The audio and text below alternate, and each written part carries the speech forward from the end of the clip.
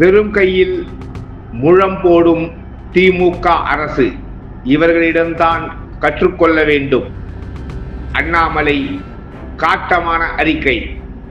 விளம்பரத்துக்காக திட்டங்களை அறிவித்துவிட்டு அதை செயல்படுத்த நிதி ஒதுக்காமல் வெறும் கையில் முழம் போடுவதை திமுகவினரிடம்தான் கற்றுக்கொள்ள வேண்டும்.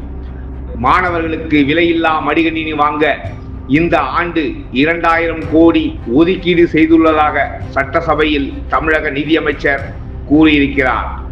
ஆனால் உயர்கல்வி மானிய கோரிக்கையிலோ அல்லது தகவல் தொழில்நுட்பவியல் மற்றும் டிஜிட்டல் சேவைகள் துறை மானிய கோரிக்கையிலோ இந்த திட்டத்திற்கு ₹1 கூட ஒதுக்கப்படவில்லை.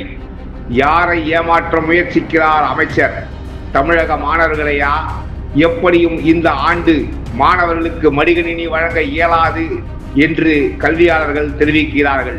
பிறகு ஏன் இந்த வெற்று அறிவிப்பு? நிதியை ஒதுக்காமல் இந்த ஆண்டு அடுத்த ஆண்டு என்று கொஞ்சம் கூட கூச்சமே இல்லாமல் சட்டமன்றத்தில் பேசுகிறார் தமிழக நிதியமைச்சர். மானிய கோரிக்கையில் விலையில்லா மடிகணினி வழங்க நிதி ஒதுக்கீடு செய்யப்படவில்லை. எந்த நிதியை வைத்து மாணவர்களுக்கு மடிகணினி வழங்கப் போகிறார், எப்பொழுது வழங்கப் போகிறார் என்பதை அமைச்சர் பொதுமக்களுக்கு தெளிவுபடுத்த வேண்டும் என்று காட்டமாக தனது அறிக்கையில் வெளியிட்டுள்ளார் அண்ணாமலை. பதில் சொல்லுமா தமிழக அரசு?